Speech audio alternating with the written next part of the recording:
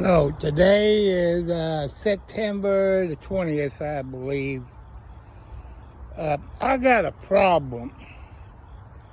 This was bought back in, I think, April, I believe, of this year.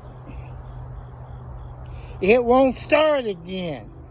And I'll be blankety blank if I'm going to take it back to Scott's Ace Hardware store in Scottsburg, charge me another $15.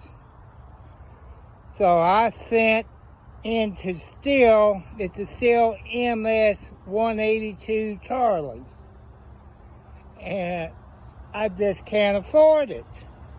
And I got a tree down over there. I've been working it on an hour, took the plug out, blowed it, dumped the gas out, put fresh gas in it. It still won't start. You know, so I'm waiting on Stihl and all that to get back with me. God bless you all.